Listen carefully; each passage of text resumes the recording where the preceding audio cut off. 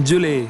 मेरा नाम है तापस और हम कर रहे हैं द चादर track on the beautiful and frozen Zanskar river. Ladakh में आज हमारा 6वां दिन है और ट्रैक का तीसरा। डे टू के एंड में हमने कैंप किया था टिब केव के एरिया में। वैसे ये कोई स्पेसिफिक केव नहीं है, बट इस एरिया में ऐसे बहुत बड़े बड़े केव्स हैं, इसलिए इसे टिब केव कहा जाता है। तो आज हम निकलेंगे टिब केव से और पहुंचेंगे हमारे समिट यानी नेराक में, जहाँ हमें मिलेगा द ब्यूटीफुल फ्रोजन वाटरफॉल। और वहाँ से कुछ किलोमीटर पहले हम करेंगे आज का कैंप। तो लेट्स गो। ये हमारे ट्रैक का अब तक का सबसे चैलेंजिंग पार्ट था। नॉट जस्ट बिकॉज कि दिन में टेम्परेचर्स -14 -15 डिग्रीज रहते थे और ये अब तक का कोल्डेस्ट पार्ट था, बट इसीलिए कि रात को यहाँ टेम्परेचर्स -30 डिग्रीज तक डिप होते थे और विंड यहाँ बहुत ज़्यादा थी। इतना कि हम मुंह खोलकर बात भी नहीं कर सकते थे। मुंह पे बलाक्लावा पहन कर हम ट्रैक कर रहे थे।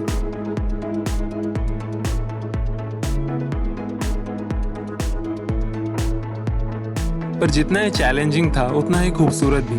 तो इसीलिए हम सारे चैलेंजेस को पार करते हुए आगे बढ़ रहे थे और हमें रास्ते में काफ़ी कुछ इंटरेस्टिंग देखने को मिला। जैसे कि कुछ दूर पर हमें मिला पग मार्क्स। वैसे हम तो एक्सपेक्ट कर रहे थे कि स्नो लेपर्ड हो, बट हमने जब पूछा तो भैया ने बताया कि ये ब्लू शिप है, जो वहाँ की पहाड़ी बकरी है। हमने भी खुश होकर कह दिया अच्छा हुआ स्नो लेपर्ड नहीं था, नहीं तो बर्फ़ पे भागते कैसे उससे।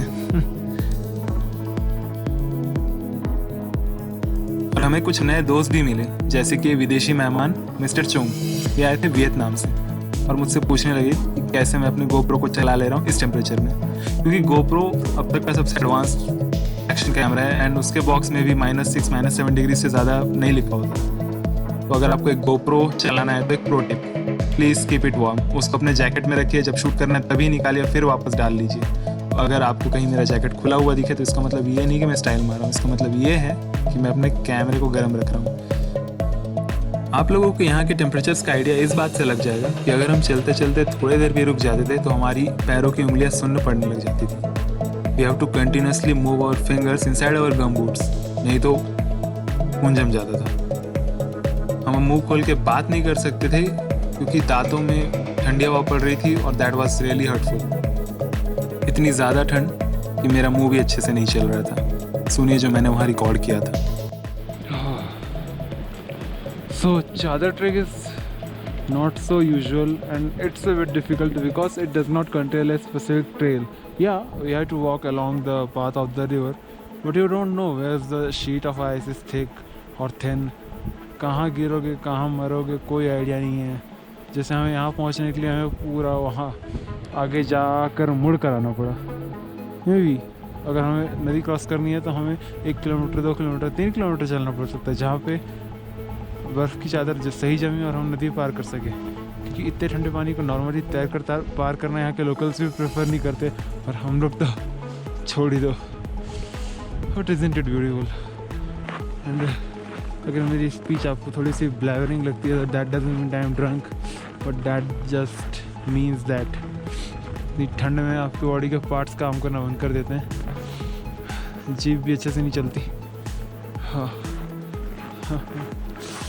सो फाइनली कुछ खाने को मिलेगा, बहुत भूख लगी है, मज़ा आएगा।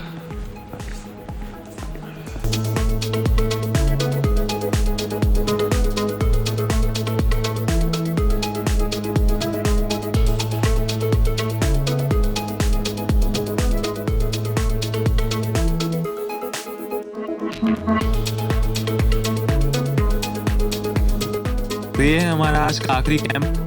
यहाँ पे हम अपने टेंट्स और बैग्स छोड़ चुके हैं। तेंजिन भैया ने हम सबके थर्मस को एक बैग में रख लिया, अपने पीठ पे टांग लिया है। अब यहाँ से हम सिर्फ ट्रेकिंग स्टिक लेकर और कैमरा से लेकर जा रहे हैं आगे। तो चलते हैं वाटरफॉल की तरफ।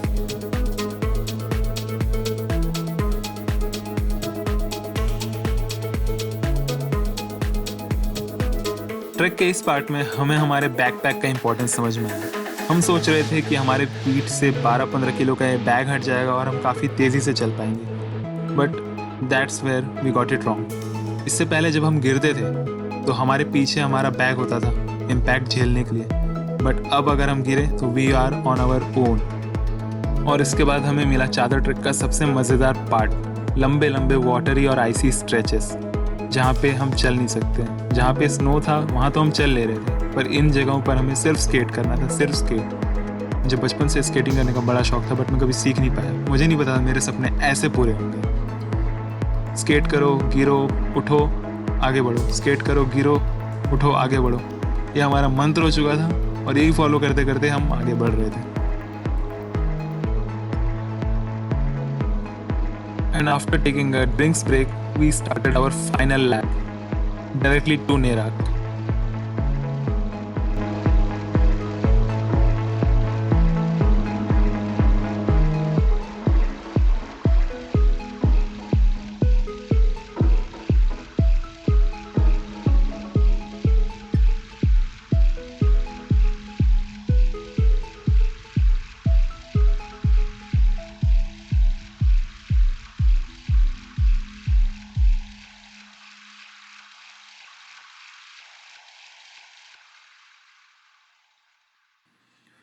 वैसे तो चादर ट्रैक का मूल मंत्र है संभलो और चलते रहो, चलते रहो, चलते रहो। बट इस टेम्परेचर्स में, इस एल्टीट्यूड में ये बहुत ज़्यादा टायरिंग हो सकता है और अगर आप गिरते हैं तो you are prone to injuries. हमारे ग्रुप के 1-2 लोग इंजर्ड होकर वापस जा चुके थे। कुछ लोग इतने थक चुके थे कि वो हमारे आखिरी कैंप के बाद आगे आए ही नहीं नेराक तक। सो जितना ईजी ये लगता है उतना ये है नहीं। But most of the part it is walking and walking continuously. आप अपने आसपास की चीज़ें इंजॉय कीजिए, अपने नज़ारे इंजॉय कीजिए और चलते रहिए।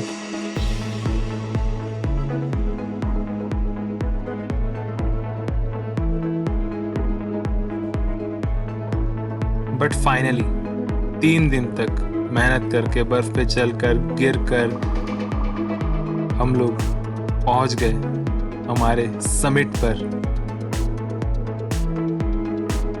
नेराक, जिसे हमारे ग्रुप ने नरक नाम दे दिया था क्योंकि यहाँ तक पहुँचते पहुँचते हमारा तेल निकल गया था। पर एक्चुअली वहाँ पहुँच के हमें पता चला ये नरक नहीं, पृथ्वी पर एक अपना ही यूनिक सा स्वर्ग था।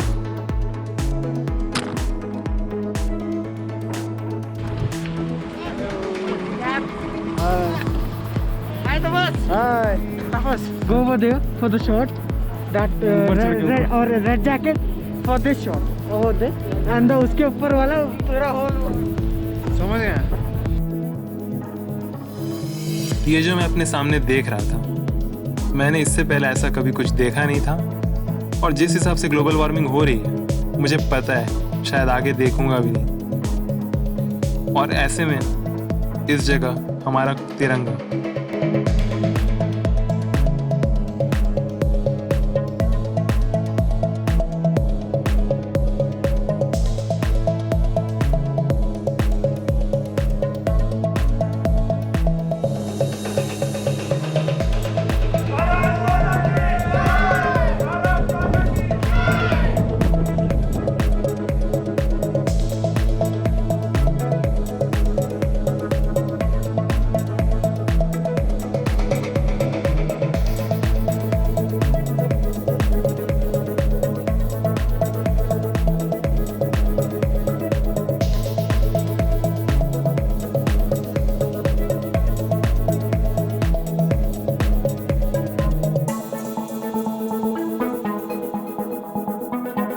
ये मेरा पहला हिमालयन ट्रैक था और उसमें बिना किसी एक्यूट माउंटेन सिकनेस के और without any injury I completed it.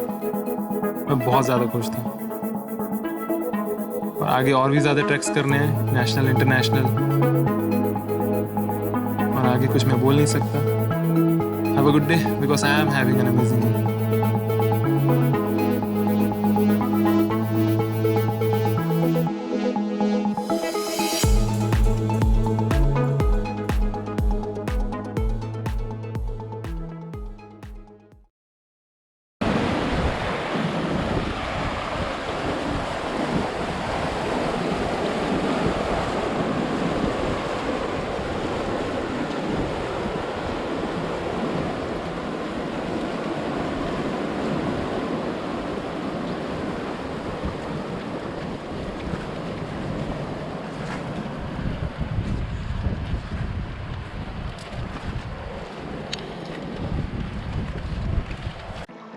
तो समिट पर पहुंचकर मुझे लगा यार चादर ट्रैक तो मैंने डिफिकल्टी लेवल हाई देखकर बुक किया था, बट ये उतना भी ज़्यादा डिफ़िकल्ट नहीं था। But that's where I was wrong. Nature आपको तभी आपकी जगह दिखा देती है जब आप बहुत ज़्यादा कंफर्टेबल होने लग जाते हैं। एंड अभी हमारे ट्रैक के 2 दिन बाकी थे और हमें कोई आइडिया नहीं था हमारे साथ क्या होने वाला था। हमें अभी भी 2 दिन ट्रैक करके वापस शिंगराकोमा पहुंचना था। And on the way back चादर काफ़ी ज़्यादा चेंज और डैमेज हो चुकी थी क्योंकि टूरिस्ट का पॉपुलेशन प्रेशर आजकल बहुत ज़्यादा हो चुका है। वाइल चादर changes with the temperature variations, रात भर में चादर पूरी बदल जाती है। हमें कोई आइडिया नहीं था आगे कैसा है क्योंकि हम जिस रास्ते से आए थे वापस में कुछ वैसा नहीं था, कुछ सिमिलर नहीं था। चादर काफ़ी ज़्यादा चेंज हो चुकी थी and most of the places पानी ऊपर आ चुका था, चादर बची ही नहीं थी। हम 1-1 फीट पानी के अंदर थे। हमारे gum boots were overflowing with water. Fortunately हमारे ग्रुप में सिर्फ मैं एक अकेला ऐसा था जिसके गम बूट्स में पानी नहीं गया, बाकी सबके गम बूट्स में पानी गया। एंड यू कैन इमेजिन उन टेम्परेचर्स में ऐसा फ्रीजिंग पानी जाना, आपके सॉक्स हार्ड हो जाते हैं as rocks. You can get frostbite. आपको तुरंत अपने पैरों को सुखाना है and get back to walking. You cannot lose heat from body.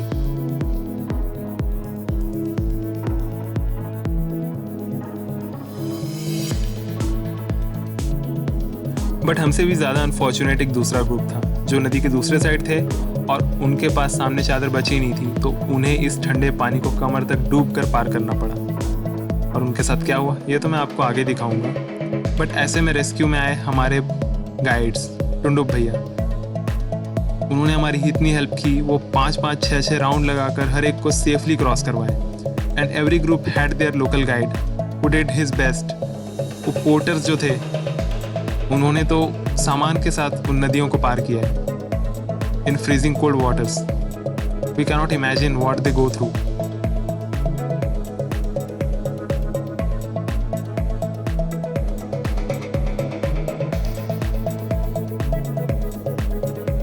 हमारे ग्रुप की एक लड़की थी काजल, जिसको टुंडुप भैया ने खुद अपने हाथ पकड़ के उसको ऑलमोस्ट आधा ट्रैक करवाया है। ये देखिए हमारे पोर्टर्स इतना सामान लेके नदी क्रॉस कर रहे हैं। उनके बूट्स में पानी भर रहा है तो वो उसे निकाल देते हैं और फिर कंटिन्यू करते हैं। इनके लिए तो दिल से सिर्फ एक ही बात निकलती है, थैंक यू, बस और कुछ नहीं।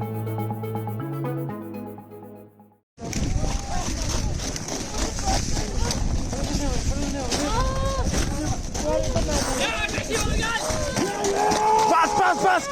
More! Fast!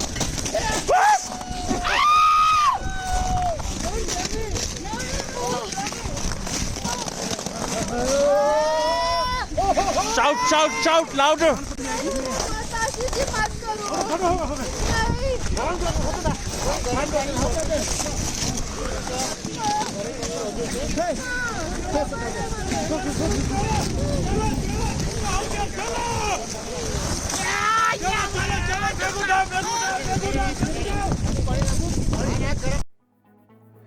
इतने हॉरिफिक एक्सपीरियंस के बाद अब हमें कोई एडवेंचर नहीं चाहिए था। हम सब काफ़ी थक चुके थे और हम बस घर जाना चाहते थे और वी आर वेटिंग ईगरली कि हमारा ट्रैक ख़त्म हो जाए।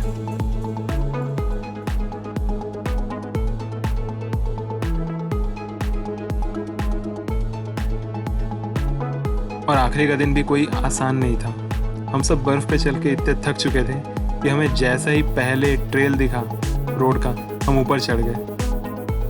पर जिस लैंडस्लाइड की वजह से हमें 3 किलोमीटर पहले से ट्रैक स्टार्ट करना पड़ा, वो लैंडस्लाइड का पार्ट बीच में आ गया and we have to cross that. जिस एल्टीट्यूड में हम लोग ढंग से खड़े भी नहीं हो पाते थे, वहाँ इंडियन आर्मी, BRO और यहाँ के लोकल वर्कर्स काम कर रहे थे। उस हाइट पे वो मशीन्स यूज कर रहे थे। हमने देखा कि कैसे ये लोग डायनामाइट यूज़ करके ब्लास्टिंग कर रहे थे और हमारे लिए रोड्स बना रहे थे। जिस जगह ने हमारी 5 दिन में हालत ख़राब कर दी, ये वहाँ साल भर रहते हैं, अपनी ड्यूटी करते हैं और विदाउट एनी स्पेशल फैसिलिटीज़। ये हमारे लाइफ के एक्चुअल हीरोज़ हैं। अगर मुझे कुछ बनना हो तो मैं इनके जैसा बनने की कोशिश करूँगा।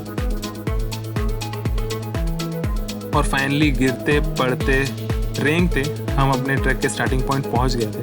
But guess what, another adventure was waiting us for there. वहाँ पे हमारी गाड़ी नहीं आई थी। 3 ग्रुप्स के लिए 3 गाड़ियाँ भेजी गई थी, बट सिर्फ 2 गाड़ियाँ आई और हम लोग अगले 2.5 घंटे के लिए वहाँ पड़े रहे, बिना पानी बिना खाने के। देखते हैं कब तक चलता है एडवेंचर। आपको कैसा महसूस हो रहा है? बहुत ही सॉलिड, अमेजिंग। सब कुछ करने के बाद में इस एडवेंचर नेशन की इनकी तो गाड़ी नहीं भेजी यार। बाकी सब ठीक है। तुम लोग को नहीं बिठाऊंगा। क्या ऐसे करिए, शक्ल देख के कोई दूसरी गाड़ी वाली गाड़ी मना कर देगा। रिव्यू दो। तुम लोग को गाड़ी में नहीं बिठाएंगे। बहुत रिव्यू दो। स्टोरी भी देना है। वही जिसके वजह से सड़क पर आ गए। 0 5 में से 0 स्टार, एक भी नहीं। पिछले 2 घंटे से हम रोड पे बैठे हुए, ये कोई तरीका होता है? अब क्या बात कर रहे हो? जान दे देंगे इसके लिए। जान दे देंगे, सुसाइड कर लेंगे हम साला। ये कोई तरीका नहीं है, सो अनप्रोफेशनल। ये कोई तरीका। पैसे वापस दो हमारे, हमको नहीं जाना चादर पे। We want money। रिफंड। कोई तरीका नहीं है ये। मैं बता रहा हूँ, मैं सही बोल रहा हूँ। मैं जान ले लूंगा। क्या बात कर रहे हो आप इस चीज के लिए? मैं उनकी जान ले लूंगा। चलो नारा लगाते हैं। एडवेंचर नेशन से मुर्दाबाद। नहीं, एडवेंचर नेशन ने कर दी हमारी झंड। हमें चाहिए रिफंड।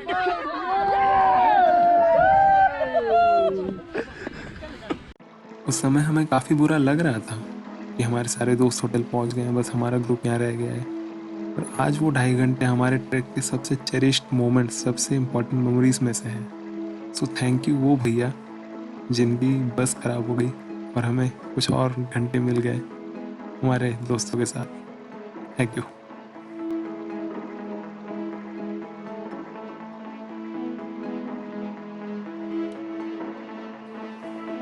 बट फाइनली ऑलमोस्ट 2-2.5 घंटे बाद हमें मिला एक पोर्टर्स का बस जो हमें ले जाने के लिए रेडी हुआ, क्योंकि गाड़ी तो हमारी आ नहीं रही थी और उस जगह पे कोई नेटवर्क नहीं था, अंधेरा हो रहा था, टेम्परेचर डाउन हो रहा था। अगर उस जगह से उस टाइम नहीं निकलते तो जिंदा नहीं निकलते। So that was our experience of Chadar trek. हम खुश थे जब अब जा रहे थे जास्कर वैली से वापस, क्योंकि पता था हम अपने साथ जो लेकर जा रहे हैं, that was the most valuable thing in our life, the memory of Chadar trek. वैसे जाने का तो बिल्कुल मन नहीं है, पर जाना पड़ेगा। इंटरेस्टिंगली लद्दाख में हाय, बाय एंड थैंक यू तीनों के लिए एक ही वर्ड यूज हो सकता है, that is Julley. Maybe because they believe in circle of life and they believe that every bye is a beginning of a new hi and we should be thankful for each and every moment of our life. So Julley for being with me and listening to my story, and Julley till we meet again. फिर मिलेंगे किसी नए adventure पे एक नई कहानी के साथ। तब तक के लिए जुले। And please like, share, subscribe my channel, follow me on Instagram, Facebook, Twitter. Bye.